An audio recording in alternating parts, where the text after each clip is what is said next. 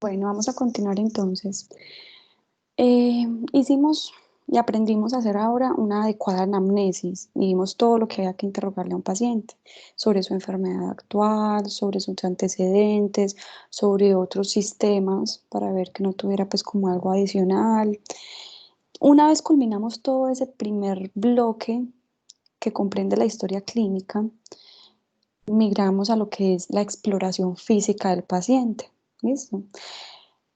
¿Cómo exploramos a un paciente? Resulta que antes de llevar al paciente a la camilla, esa inspección y esa exploración física inicia desde que se ve al paciente caminar por el consultorio. Desde que miramos al paciente entrar por la puerta, ya estamos iniciando un examen físico. Y a esa primera parte del examen físico se le conoce como inspección general o evaluación clínica rápida. Entonces, para el que quiera leer este capítulo, esta clase la tomé del libro de Argente y estas son las páginas, por si quieren complementar un poco pues la presentación. ¿Qué es la inspección general? Se define como el momento donde hacemos un análisis general del paciente, lo que les dije. Y ojo, se inicia desde el momento en el que se observa el ingreso del paciente y continúa durante todo el interrogatorio, durante el examen físico, durante ya el paciente de pie, sentado o acostado. O sea, en todo momento de la consulta estamos inspeccionando a ese paciente, estamos haciendo esa inspección general. ¿Qué me interesa la inspección general? Me va a permitir, ¿cuál es lo importante de esto? Que me va a permitir reconocer patrones de enfermedades o síndromes. Ejemplo, ¿a qué me refiero? Entonces, yo estoy atendiendo a esta paciente, María Clara, llamo a María Clara para que ingrese al consultorio y resulta que María Clara ingresa así, en esta posición. Ahí yo inspecciono rápidamente a María Clara y solamente mirándola, ni siquiera me ha dado datos de identificación, motivo de consulta, solamente mirándola, yo ya sé qué es lo que tiene ella. Puedo dar incluso un diagnóstico y puedo decir, esta paciente va a consultarme, va a ingresar por una infección urinaria. Entonces, miren la importancia de hacer una adecuada inspección general. Nos puede llevar a diagnósticos. Me ingresa esta paciente, tal como yo la veo acá. Miren cómo tiene la cara esta paciente. Una cara muy redondita. A estas facies, que ya vamos a ver qué son las facies, las llamamos facies o cara de luna llena. Y miren las estrías que tiene. Entonces yo entré al servicio de hospitalización y ella estaba con la bata un poquito ahí bajadita y le vi las estrías rojas. Entonces, miren que tiene también un cierto grado de obesidad y generalmente estos pacientes acumulan una obesidad en el centro del cuerpo, eso lo llamamos obesidad centrípeta. Esta paciente solamente inspeccionándola, yo ya sé que tiene un síndrome cushingoide. El síndrome cushingoide es un síndrome que se da por una insuficiencia de las glándulas suprarrenales, por exceso en la liberación de la hormona del cortisol. Estos pacientes acumulan entonces mucha grasa a nivel centrípeta. Pueden también sufrir de diabetes, bueno, y otras alteraciones. Entonces miren que solamente viendo yo puedo llegar a un diagnóstico. Otro ejemplo, este bebé recién nacido, entro yo a examinar al bebé recién nacido e inmediatamente lo encuentro así. ¿Ustedes qué notan de este bebé? Yo más o menos sí, algunos me pueden decir que tiene como algunas manchitas rojas en la piel, eso es normal. Pero lo que más me llama a mí la atención es esto. Miren esas manos. Se notan esas manos completamente moradas. Este es un paciente pediátrico que tiene una cianosis periférica. Bebé recién nacido con cianosis periférica tiene o una alteración pulmonar o una alteración cardiovascular. Hay que buscar ese corazón y hay que hacer una radiografía de tórax para ver que no tenga alguna enfermedad cardiopulmonar. Y miren, este paciente ingresa hacia el consultorio y sin ni siquiera decir hola, creo que podemos dar varios diagnósticos. Es un paciente con una desnutrición severa, está caquéctico, tiene, miren, una gran masa en el cuello. Probablemente sea un paciente con algún tipo de neoplasia, un cáncer, que lo llevó a ese estado de caquexia. Bueno, entonces esto es como un brochazo grande de la importancia de lo que es la inspección general, porque desde el inicio, el examen físico, cuando vamos a examinar al paciente, así es que tenemos que empezar el examen físico, inspeccionándolo. Entonces, Para que no omitamos cosas, la inspección general también vamos a tener que considerar que tiene unos componentes. Así como les di ciertos tips de Alicia en la enfermedad actual, cuando hablamos acá de inspección general, hay que enumerar estos datos e indagar por cada uno de estos datos. ¿Listo? Entonces 4, 5, 6 y 7. Son 7 ítems que debemos evaluar cuando inspeccionamos rápidamente a un paciente. El primer ítem que evaluamos son las condiciones generales de ese paciente. Entonces, en las condiciones generales vamos a tener dos, bueno, ¿qué es la condición general? Es el estado de salud que puede tener la persona en el momento de la consulta. Es un estado de salud general. Y ojo, este es un dato muy importante. Me habla de la capacidad de valerse por sí mismo. Entonces, ¿yo cómo describo las condiciones generales en mi historia clínica? De tres maneras. Yo hablo de que un paciente puede tener buenas condiciones generales, regulares condiciones generales o malas condiciones generales. Y acá hay otra palabra pues que me lo puede reemplazar, excelentes o pésimas para malas. Entonces, buenas, regulares o malas. Entonces me ingresa esa paciente que ustedes están viendo ahí en la imagen al consultorio. Más o menos cómo están las condiciones generales de ella. ¿Tan buenas? Pues tiene dolor, se le nota que tiene mucho dolor, o sea que así tan bien no está. Están pésimas, o sea, muy malas. Pues digamos que ella todavía puede valerse por sí misma. Entonces yo a ella la clasificaría como una paciente en regulares condiciones generales y uno lo pone así en la historia clínica. Entonces cuando uno empieza a escribir en la historia clínica examen físico, 2 puntos, entonces uno pone paciente que ingresa en regulares condiciones generales o uno pone paciente que ingresa en buenas o malas condiciones generales. Así tal cual se escribe. Miren esta otra paciente. ¿Cómo les parece? ¿Están buenas condiciones generales? Creo que no. Regulares.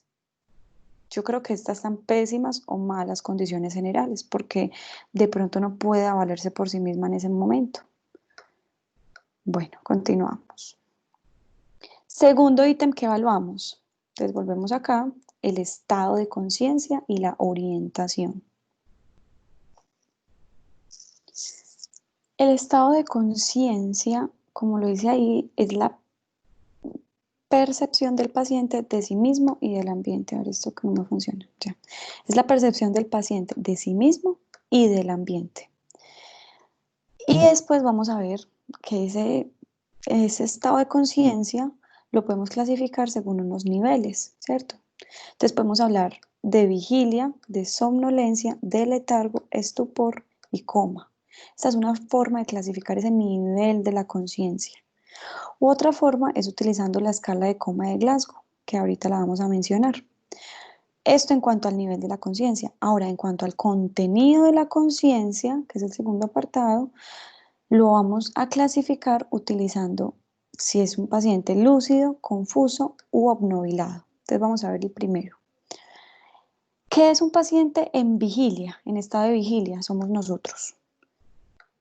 Nosotros estamos interactuando el uno con el otro, hablando, conversando, respondiendo a estímulos constantemente, estamos alertas. A eso hace referencia la vigilia. Es un paciente que responde a todos los estímulos. La idea es que los pacientes no se ingresen así en vigilia. ¿Qué es un estado de somnolencia? Es el estado que le sigue a la vigilia. Son pacientes que responden a estímulos mínimos. Es decir, nosotros cuando nos estamos quedando dormidos también entramos en un estado de somnolencia. Estamos como todos somnolientos, pero si nos hablan, no nos hemos quedado dormidos, pero si nos hablan, inmediatamente vamos a responder y de pronto nos van a despertar. Ese es un estado de somnolencia. El estado de letargo. Digamos que también nosotros podemos estar en un estado de letargo cuando nos quedamos por completo dormidos y estamos por allá en el quinto sueño, durmiendo profundo y tratan de despertarnos. ¿Cómo es tratar de despertar a un paciente que está durmiendo profundo? Es duro. Hay que aplicar estímulos un poco más fuertes y bruscos para que ese paciente pueda despertarse del todo. Hay que zarandearlo pues más duro. ¿Y qué pasa con el paciente? Apenas se despierte, él no va a conectar rápidamente con el medio. Él si acaso responderá como si estuviera borracho, como qué pasó, y puede que rápidamente vuelva a quedarse dormido. Esa es la descripción de un paciente en letargo. Responde a estímulos moderados, hay que zarandearlo más fuerte, y pacar de gustar cuando se despierta responde con mucha lentitud. El estupor es el estado en el que el paciente responde a estímulos pero muy intensos. Es un paciente previo a entrar en coma. Ese paciente, por más que uno lo estimule, no logra despertarse. De escasa forma mueve si acaso las extremidades o tratará de retirar el estímulo doloroso, pero no se va a despertar. Ese es un paciente estuporoso. Y un paciente en coma es un paciente que pierde completamente esa reacción cortical. Es un paciente que por más que lo estimulemos y le apliquemos estímulos dolorosos, no vamos a tener ningún tipo de respuesta de él. La otra forma de evaluar el nivel de la conciencia, y es la que más utilizamos nosotros, es con esta escala. La denominamos la escala de coma de Glasgow.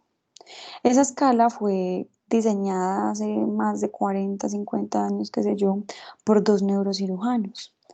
Inicialmente fue descrita en pacientes que sufrían de lesiones encefalocraneanas, de traumas encefalocraneanos. Pero hoy en día se utiliza mucho en pacientes de cualquier tipo, agudamente enfermos. Y en los hospitales se utiliza mucho para monitorizar a los pacientes en las unidades de cuidados intensivos. ¿Qué incluye la escala de coma de Glasgow? Tres componentes grandes que se evalúan. El componente ocular, hay que mirarle los ojos al paciente. El componente verbal, hay que ver cómo está hablando el paciente. Y el componente motor, que es ver cómo se está moviendo el paciente. Y miren que para cada componente uno asigna ciertos puntajes. El puntaje más alto, 4, es la mejor respuesta esperada. Es lo que debería tener todos los pacientes para decir que estamos bien. O sea, todos acá deberíamos tener un puntaje de 4 en cuanto a la respuesta ocular, un puntaje de 5 en cuanto a la respuesta verbal y un puntaje de 6 en cuanto a la respuesta motora. Cuando hablamos del puntaje mínimo, 1, ojo con esto, miren que el puntaje mínimo es 1, no 0. El 0 no existe acá en la escala de coma de Glasgow. Cuando hablamos de 1, es la peor respuesta esperada del paciente u observada en el paciente. Entonces vamos a hablar de cada uno para que entendamos cómo vamos a asignar esos puntajes. Respuesta ocular. Un paciente que nos ingrese al servicio de urgencias con una apertura ocular espontánea le damos 4 puntos. O sea, al paciente que ingresó con los ojos abiertos, ingresó mirando al techo, a la enfermera, al piso, ese paciente que está con los ojos abiertos ya le damos 4 puntos. Si el paciente nos ingresa con los ojos cerrados, lo llamamos, Señor, abra los ojos, e inmediatamente el Señor responde y me abre los ojos, ahí le vamos a dar 3 puntos. Tiene una respuesta ocular a las órdenes verbales. 2 puntos le asignamos al Señor que nos toca aplicar un estímulo doloroso para que abra los ojos, un estímulo táctil doloroso. Entonces, Señor, Señor, Señor, abra los ojos. El Señor no abrió los ojos. Nos tocó tocarlo fuertecito. El Señor abrió los ojos. O incluso nos tocó aplicar un estímulo doloroso para que el Señor abriera los ojos. Ahí le asignamos 2 puntos. Y el paciente que definitivamente ni aplicando estímulos fuertes dolorosos nos abre los ojos, ya sabemos que le vamos a dar 1 punto. Esa es la respuesta ocular. ¿Qué es la respuesta verbal? Entonces, le vamos a dar 5 puntos al paciente que entre al servicio orientado y conversando. Entonces, señor, ¿cómo está? ¿Cómo le fue? No, doctora, imagínese que yo estaba montando bicicleta y bajando por una loma, entonces él está hablando y está conversando común y corriente, le damos 5 puntos. 4 puntos le damos al paciente que entra hablando y entra conversando, pero entra desorientado. Entonces el paciente que entra, ¿dónde estoy? ¿Qué pasó? Señor, ¿cómo se llama? Ay, no sé. ¿Y qué fue lo que le pasó? Ay, no, la verdad no sé nada, no me acuerdo de nada. Entonces el paciente, miren que está completamente desorientado, le damos 4 puntos, pero está hablando y se comprende y se entiende lo que está hablando.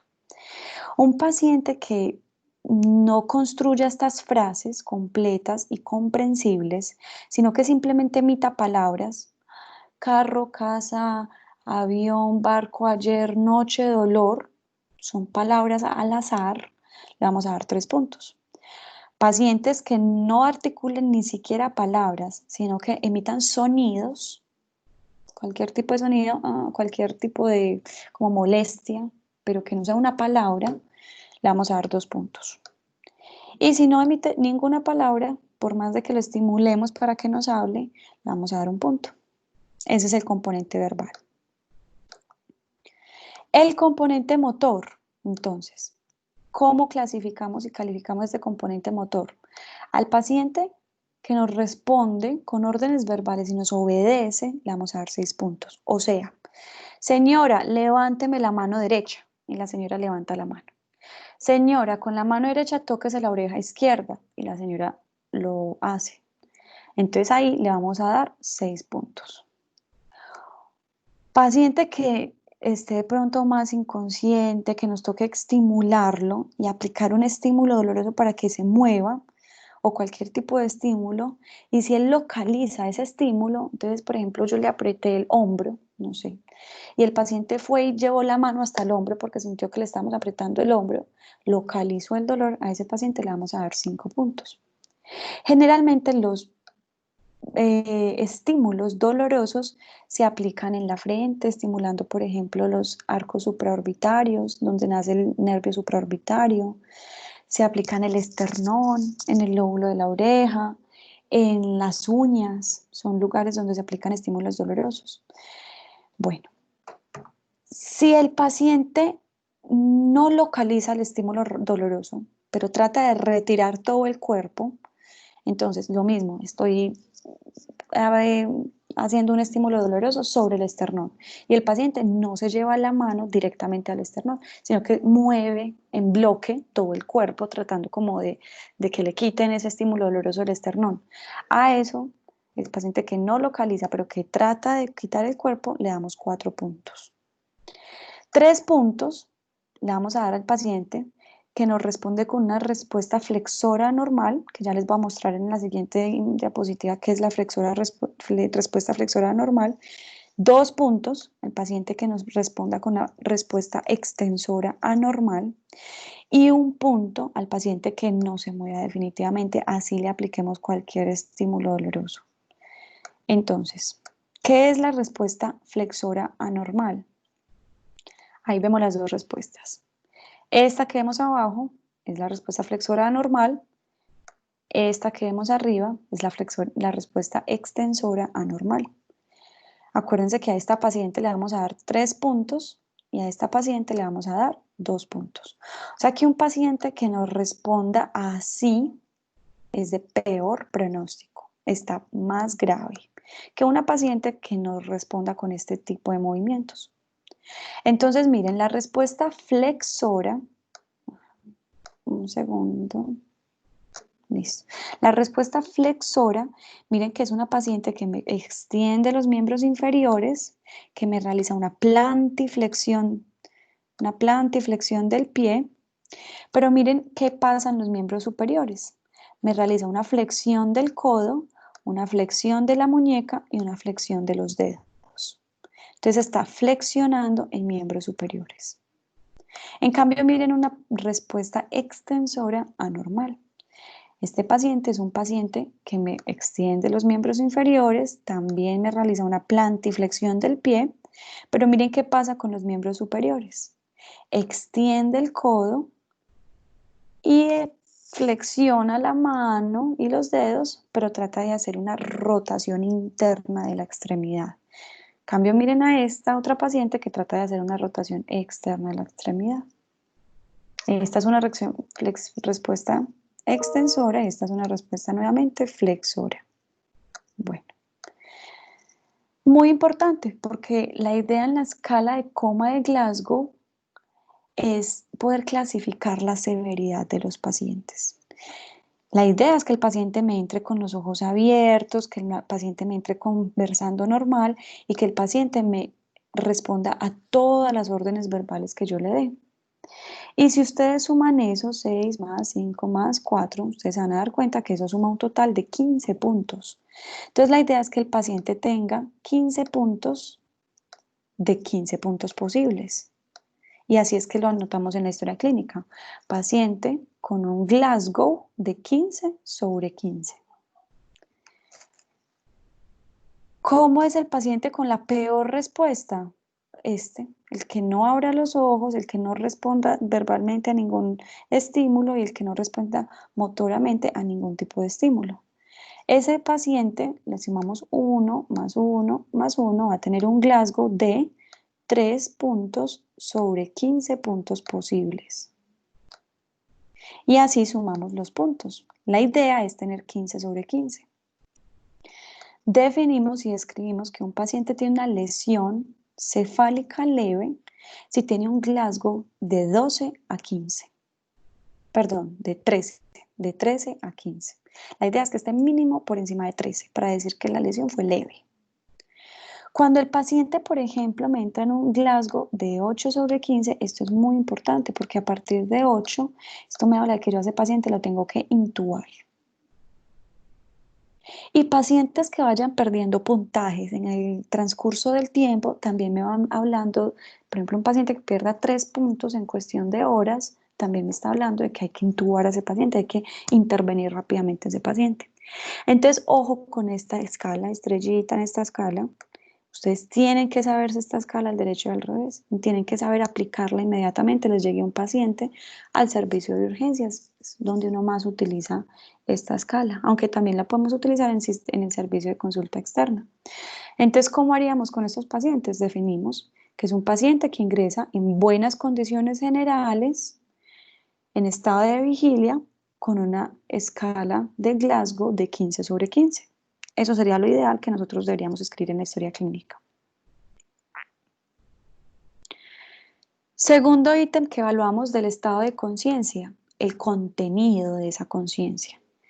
Y podemos hablar de un paciente lúcido, paciente que tiene un contenido completamente cuerdo, un paciente confuso, como dice la palabra, está confundido, y un paciente obnubilado que tiene un contenido de la conciencia completamente alterado.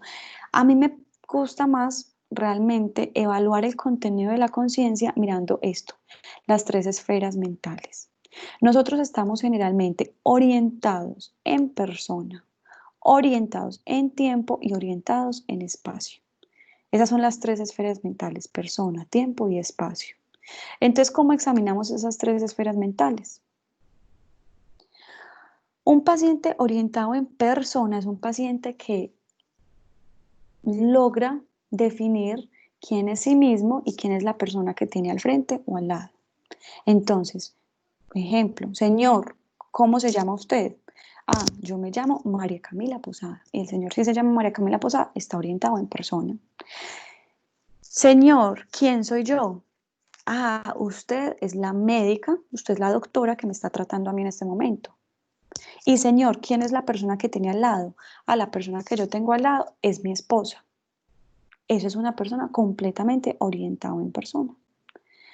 Si el paciente no está orientado en persona, ¿cómo lo vamos a escribir en la historia clínica? Vamos a poner paciente parcialmente orientado en las 3 esferas mentales con una desorientación en persona.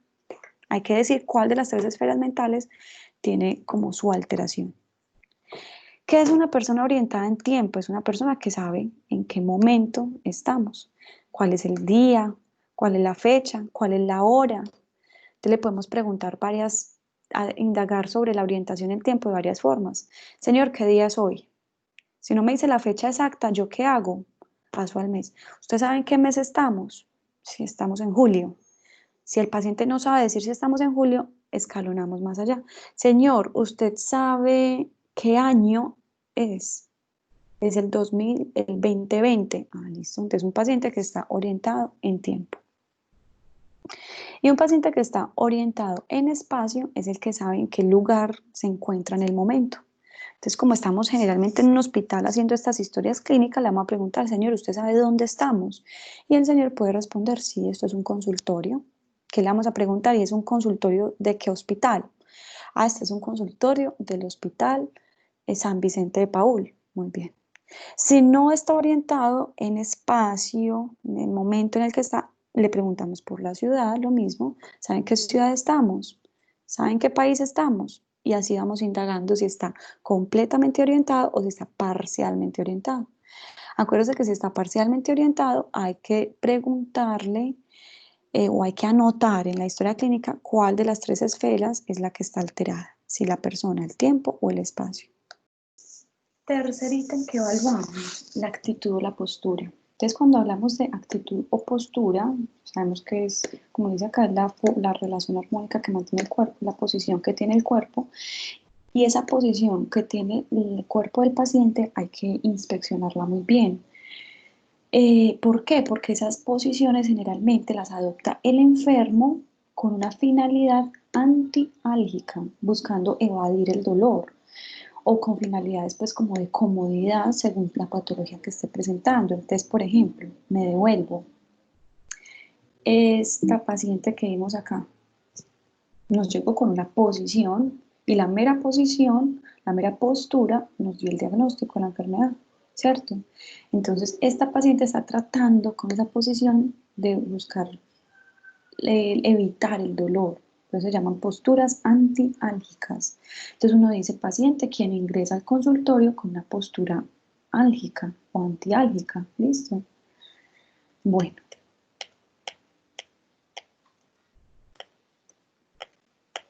ahora sí, empezamos acá.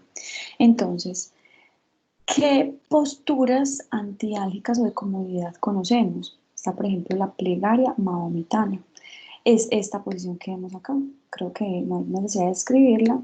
El dibujo pues no la muestra. O acá tenemos otro dibujo que también nos muestra cuál es esa posición. Sea típica en pacientes que tienen o cardiomegalia, o sea, agrandamiento del corazón, o derrames pericárdicos. Creo que ya todos sabemos que es el pericardio, líquido, en ese espacio pericárdico, acumulación de líquido, puede llevar a estas posturas. ¿Por qué? Porque generalmente esas dos patologías pueden comprimir los pulmones o aumentar el espacio mediastínico, invadir el espacio de los pulmones y el paciente lo que hace al adoptar esta postura es que lleva el corazón hacia el frente, trata de buscar despedazar el corazón hacia anterior para comprimir esos pulmones y permitirles respirar mejor. Entonces, esta es una posición que adopta el paciente para evitar o mejorar como ese estado de disnea. Otra postura, la ortopnéica, creo que ya la habíamos descrito, la postura en la que el paciente no puede estar acostado del todo en la cama porque siente que se ahoga, una vez se acuesta y siente que se ahoga, inmediatamente se tiene que parar. Entonces son pacientes que vamos a encontrar que duermen sentados, refieren que no son capaces de acostarse y que siempre tienen que dormir sentados o más o menos recostados en la cama por esa sensación de ahogo. Están otras posturas como por ejemplo el decúbito supino forzado. Cuando ustedes entran a un servicio y vean a un paciente que ingresó a urgencias y está así acostado boca arriba, sin querer voltearse ni para un lado, ni para el otro, ni pararse, piensen en alguna patología intraabdominal. Generalmente las apendicitis o las peritonitis que producen tanto dolor y tanta molestia intraabdominal lleva al paciente a eso, a una postura en decúbito forzado. A esos pacientes no quieren como que ni nadie los toque, ni que los muevan para un lado ni para el otro. Ellos están quieticos y así buscan calmar la enfermedad. O está también el paciente en decúbito lateral forzado, que son pacientes, se describen en varias patologías. Una de estas es, por ejemplo, el paciente que tiene una inflamación pleural de la pleura del lado, en este momento está recostado sobre el lado izquierdo, entonces una inflamación pleural del lado derecho, con cada respiración y cada movimiento de la pleura, cuando hay esas inflamaciones pleurales, o esas pleurodinias, dolores pleurales, eso duele mucho. Entonces el paciente lo que hace es que se recuesta contra el lado contrario a la pleura inflamada para buscar aliviar ese dolor. Bueno, otras posiciones, por ejemplo, está esta, hay varias. Posición compuesta o actitud compuesta es un paciente que no tiene ninguna postura antálgica. Es el paciente que entra, o sea, nosotros en este momento todos debemos estar con actitud compuesta, o sea, normales. Genupectoral también es otro nombre para plegaria mahometana. Decúbito supino, bueno, decúbito, prueba de cúbitos, los decúbitos hay que describirlos en la posición en la que encontramos al paciente. Y esta se conoce como la posición en gatillo de fusil, que es típica de los niños y de los pacientes que tienen meningitis. O está el opistóctonos, que el opistóctonos es el paciente, así lo vemos, es esta posición que vemos acá, es un paciente que presenta tétanos o, por ejemplo, rabia, sea en cualquiera de esas dos patologías. Bueno, acá están como las descripciones de las posiciones como tal, la actitud en gatillo de fusil, las extremidades inferiores están flexionadas y la cabeza flexionada sobre el tronco. Aunque aquí la podemos ver la cabeza extendida, puede presentarse de las dos maneras. Los opistóctonos, el cuerpo del paciente toma una posición completamente en arco, porque hay una contracción, una contractura muy marcada de todos esos músculos erectores del raquis. ¿Se acuerdan de los erectores del raquis? Semiespinoso, largo del tórax y el transverso espinoso. Bueno, perdón, y el ilio costal. Bueno, aquí tenemos la posición ortopneica, que es una posición obligada, de pie o sentada, que adopta el paciente que sufre de disnea cuando está acostado. El enfermo se encuentra sentado, semisentado o sobre varias almohadas. Es el paciente que refiere, y esto ya lo mencionamos y ya lo habíamos hablado, es el paciente que dice que para dormir tiene que poner varias almohadas para mantener el tronco un poco elevado y mejorar esa respiración. Bueno, este paciente, bueno, el signo de la almohada se describe como otra de esas actitudes o posturas. El signo de la almohada es un paciente colocado sobre sus muslos, que coloca sobre sus muslos una almohada y trata de abrazar esta.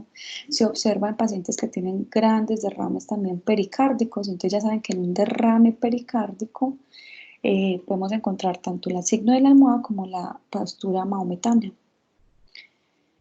El decúbito lateral forzado, que ya se los describí. Si quieren leer pues bien todo esto que dice acá, las pleuritis, las pleurodíneas, las neumonías, pues pausamos el video y lo leen pues completo y lo anotan bien completo en el cuaderno. Está el decúbito supino obligado, que ya les hablé, que es típico de pacientes con patologías abdominales, apendicitis, peritonitis, colecistitis. Posición en gatillo, ya dijimos cómo era la forma, decúbito lateral con las piernas flexionadas y la cabeza hiperextendida, esa es la más típica, no flexionada sino hiperextendida, y es típica de los pacientes con meningitis. El opistóctonos, ya dijimos que se da en pacientes con rabia o en pacientes con tétanos.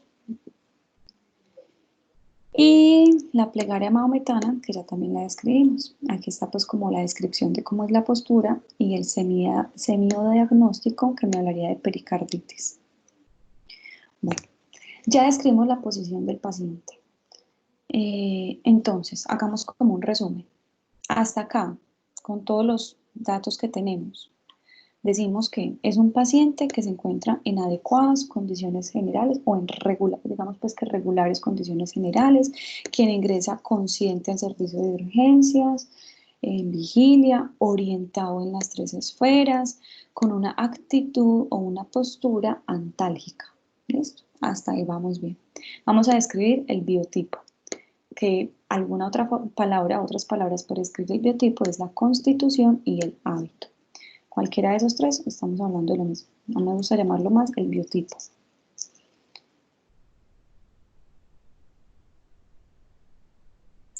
Entonces el biotipo lo que me habla, lo que significa es el estado global, el aspecto global del paciente, basado en sus proporciones. Entonces miren, esta proporción en relación a esta proporción. O sea, uno globalmente puede tomar ciertos datos proporcionales del cuerpo del paciente y uno puede definir un biotipo. Entonces, hay tres tipos de biotipos básicos: el brevilíneo, el mediolíneo o el longilíneo. ¿Listo? Vamos a ver cada uno de esos.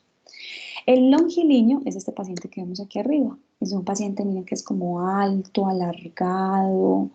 Se describe que tiene también la cabeza y la cara alargada, el tórax aplanado. Tienden a ser personas más delgadas, que tienen dificultad en la ganancia de masa muscular y en la ganancia de grasa corporal también, en el aumento de peso. Esos pacientes los describimos como pacientes longilíneos. El paciente brevilíneo es todo lo contrario, es el paciente que tiene baja estatura, el tórax es ancho, Los brazos son cortos, el cuello es corto, tiende a tener más aumento, más peso, eh, ganan fácilmente peso, pierden difícilmente el peso, son pacientes poco atléticos, poco deportivos, a eso los describimos como brevilíneos. Y el normilíneo es el paciente con medidas proporcionales. Entonces tiene una estatura media, no es ni muy alto ni muy bajo, una estatura media. Todas sus partes corporales, sus extremidades, la longitud, el peso, todo es proporcional. Y tienen un aspecto general, pues como de ¿cómo lo decidimos? Un aspecto sano, por decirlo así. Son pacientes que tienden a ser más atléticos. Estas son otras palabras. Entonces, una forma de describirlas son longilíneo, brevilíneo, normolíneo. Cualquiera de esas es válida. O ectomorfo, mesomorfo y endomorfo. El ectomorfo viene siendo ese alto y delgado. Acuérdense que ligeramente musculados, no ganan grasa fácilmente, tienen una dificultad para ganar músculo, el metabolismo es muy rápido en estos pacientes, pecho plano, hombros pequeños. El mesomorfo es el mismo normilíneo, es un paciente atlético, cuerpo duro, musculado, fuerte, proporcional, tiene un metabolismo regular. Bueno, y el endomorfo es el paciente que describimos aquí como el brevilíneo, lo mismo. Es el paciente con cuerpo redondeado, por lo general son más bien bajitos, ganan músculo y masa muscular y masa gracia también fácilmente. El metabolismo de estos pacientes se describe como un metabolismo lento. Entonces hay que describir a simple vista que nos aparenta a nosotros el paciente. Si nos aparenta un paciente ectomorfo, mesomorfo o endomorfo. Bueno, quinto aspecto que describimos son las facies. ¿Qué son las facies? Ojo pues con eso. La facie es la expresión facial. Generalmente esa expresión facial hay que mirar el tinte, el color de la piel, que sea acorde a las variedades étnicas, que tenga expresiones faciales simétricas. Entonces, por ejemplo, una facie álgica, ¿a qué haría referencia? A una paciente que está con mucho dolor, que tiene una expresión facial de dolor. A eso la describimos como paciente, quien ingresa al servicio de urgencias con facies álgicas, postura antálgica. Entonces, por eso ahí como que vamos sumando cositas. Lo importante de las facies es que las facies nos orientan a lo mismo, a las patologías. Y solamente mirándole la cara a los pacientes, yo puedo llegar al diagnóstico de enfermedades. Entonces, miremos acá algunos ejemplos. Este paciente, ¿qué facies tiene? Acuérdense que tiene que mirar el tinte de la piel. Miren que se ve como pálido, ¿cierto? Entonces ahí lo describimos como unas facies anémicas. Paciente con facie anémica. Ahora miren este paciente. Se nota que tiene un gran eritema bimalar sobre un área y miren que también invade la nariz y se extiende sobre la región malar del lado contrario. A esas facies las conocemos como facies en alas de mariposas y son típicos de los pacientes con lupus. Miren estas dos. A la paciente de la izquierda, miren que es como más bien una paciente gordita, tiene como que los ojos apagados. Y miren la de la derecha. Mírenle los ojos a la de la derecha. Miren esa esclera. ¿Cómo notan esa esclera? Está como amarillenta, ¿cierto? Entonces, la paciente de la izquierda tiene unas facies hipotiroideas, típica facie hipotiroidea, y la paciente de la derecha tiene una facie ictérica. Tinte de la piel está tirando hasta el amarillo, facies ictéricas. Miren el paciente de la izquierda y las dos de la derecha. Esta ya se las dije, ¿cierto?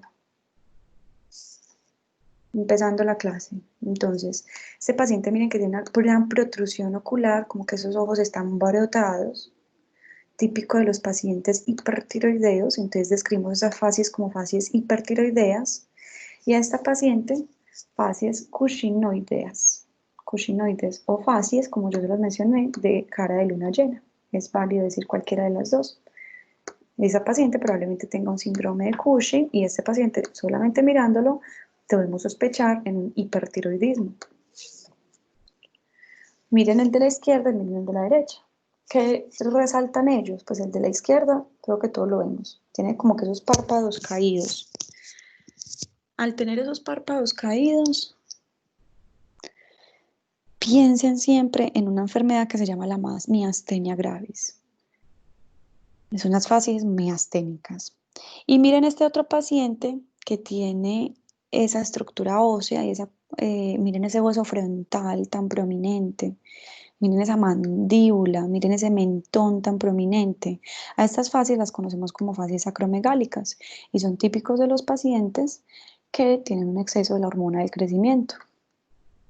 Bueno, facie caquéctica, ya hablamos de que era la caquexia, ¿cierto? Y este es un paciente con facies depresivas y se le nota como esa cara tristona. Paciente de la izquierda, facies mongólicas. Y la paciente de la derecha está completamente hinchada. Una facie edematosa. No vamos a decir facie hinchada. Ya sabemos que la hinchazón médicamente se describe como edema. Entonces, facies edematosas. Bueno, aparte de mirar la cara, la postura, el estado todo, vamos a ver el estado nutricional. Ya estamos terminando. El estado nutricional se puede mirar a grandes rasgos, ¿cierto? Entonces yo a grandes rasgos, yo veo a un paciente entrar así, yo sé que es un paciente en sobrepeso, en obesidad mórbida de hecho. Si yo veo a un paciente así, yo digo que tiene un estado nutricional adecuado. Y si yo veo a un paciente así, yo digo que tiene una desnutrición. O sea, si son pacientes extremos, es fácil hablar del estado nutricional. Entonces, a veces no es fácil. ¿Por qué? Porque el estado nutricional realmente lo definimos después de que pesamos al paciente y después de que medimos al paciente. Entonces, aquí lo que yo les recomiendo que cuando lo escriban en la historia clínica, escriban que paciente quien aparenta un adecuado estado nutricional. ¿Por qué debemos poner aparenta? Porque todavía no sabemos si es verdad o no es verdad que tenga o no tenga un adecuado estado nutricional. ¿Cuándo lo vamos a saber? Cuando lo pesemos. Y acuérdense que todavía no estamos pesando a nuestros pacientes, apenas los estamos inspeccionando, estamos haciendo esa inspección general. No lo hemos llevado a la pesa todavía, está apenas entrando por el consultorio. Entonces, el estado nutricional, ya les dije, lo confirmamos midiendo el peso y tomando el peso y la talla. Y hay una fórmula que tenemos que aprender a sacar, lo vamos a ver cuando damos la clase de signos vitales, pero desde ya se la pueden ir aprendiendo, es peso sobre talla al cuadrado. Entonces pesamos el paciente, hagan ustedes el ensayo, 53 kilogramos, listo. Sobre la talla, digamos que mide 1,60. ¿Qué significa 1,60 al cuadrado? Dios mío, no es multiplicar 1,60 por 2. Acuérdense que al cuadrado es 1,60 por 1,60. Porque ustedes se equivocan mucho sacando esa fórmula porque les encanta multiplicar 1,60 por 2 y no al cuadrado significa que es 2 veces este número. Entonces si mide 1,85 vamos a multiplicar, ¿qué es 1,85 al cuadrado? 1,85 por 1,85.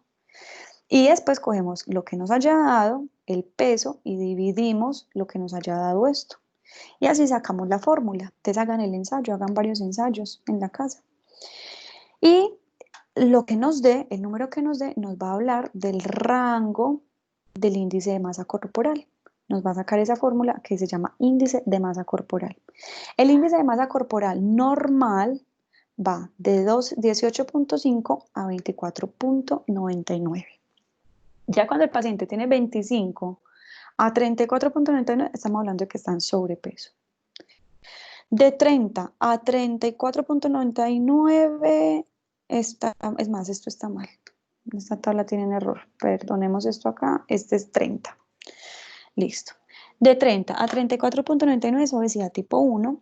de 35 a 40 es obesidad tipo 2 y de 40 a 49,99 es obesidad tipo 3 o obesidad mórbida.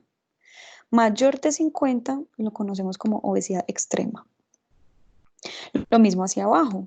Un paciente que tenga un índice de masa corporal por debajo de 18,5, de 18,5 a 17, hablamos de que está delgado, está en bajo peso. De 16,99 a 16, que tenga bajo peso moderado, y el paciente que tiene por debajo de 16 ya hablamos de desnutrición. Listo. Entonces practiquen, ojo, esta fórmula. Lo último que describimos es el estado de hidratación del paciente. Entonces, en el estado de hidratación del paciente podemos tener dos tipos de estado de hidratación, o una sobrehidratación o una deshidratación, que tenga sobrecarga de líquidos o que antes tenga carencia y déficit de líquidos. Un paciente con estado de sobrehidratación y sobrecarga de líquidos se va a presentar de esta manera, con edemas palpebrales y generalmente edemas de miembros inferiores. Y hay un signo característico que me ayuda a diagnosticar ese edema, que se llama el signo de la fobia. Cuando yo veo un paciente que tiene como que esos pies hinchados, yo aprieto esos pies suavemente y constantemente, 1, 2, 3 segunditos, suelto el dedo y miren cómo, ¿qué pasó acá? Quedó el dedo marcado. Esta marcación la conocemos como el signo de la fobia. Entonces lo describimos en la historia clínica si un paciente tiene un aparente estado de sobrehidratación. Acuérdense que apenas lo estamos inspeccionando, mirando de lejos. Entonces podemos poner lo mismo. Paciente quien aparenta un estado de sobrehidratación. ¿Por qué vamos a poner aparenta? Porque todavía no lo hemos sentado en la camilla a confirmarlo. Vamos a ver la deshidratación. La deshidratación también me produce unos síntomas y signos, perdón, característicos. Bueno, sí, síntomas y signos característicos. Por ejemplo, el signo del pliegue. El signo del pliegue, cogemos la piel del abdomen, del tórax, generalmente uno lo hace en el abdomen, de las extremidades también se puede hacer. Y hacemos como si fuéramos a pellizcar esa piel. Háganselo ustedes en este momento, hágansela en el antebrazo. Cojan su antebrazo, pellizquense un poquitico hacia el antebrazo y suelten esa piel. ¿Qué pasa? Inmediatamente la piel vuelve a su estado original. El signo del pliegue, cuando soltamos esa piel, la piel queda pegada la única con la otra. Y eso es un signo de deshidratación. Y otro signo de deshidratación es esto, la sequedad de las mucosas. Entonces, cuando ustedes vean una lengua seca, agrietada, fisurada, el paciente como con esos labios secos, también piensen en que el paciente puede tener deshidratación. Entonces, ahora sí, ya sabemos que es todo lo que se tiene que inspeccionar a simple vista en un paciente. Vamos a hacer unos ejemplos. Ustedes miren ese señor que está ahí en la diapositiva, está como bien vestido, tiene como que un peso adecuado, no tiene posturas alteradas, yo no le veo alguna fascia característica. Yo veo que es un paciente que me ingresa completamente normal. Entonces, ¿yo cómo describiría la inspección general de este paciente? Traten de hacerla ustedes y después miren lo que escribí yo acá y comparen lo que ustedes describen con lo que yo describo. Y hagamos ese con el resto de los ejemplos. Entonces, por ejemplo, para mí este es un paciente en adecuadas condiciones generales, alerta y orientado en las tres esferas. Aparenta su edad y se percibe con un adecuado estado nutricional y de hidratación. Mantiene adecuada postura durante la consulta, no presenta fascias o posturas antálgicas, bien vestido, con buenos hábitos de higiene, biotipo mesomorfo. Yo también que les recomiendo, no se queden con exactamente los 7 cosas que yo les dije que había que mirar, sino que también miren eso, cómo está la vestimenta. Porque si me llega un señor con muy mala vestimenta, entonces eso también me explica, me habla de muchas cosas. O, por ejemplo, si se ve aseado o no aseado, si se ve que se bañó o no se bañó, eso también lo podemos poner en la inspección general del paciente. Si es un paciente, miren esto, aquí le agregué otra cosita, si aparenta o no aparenta la edad.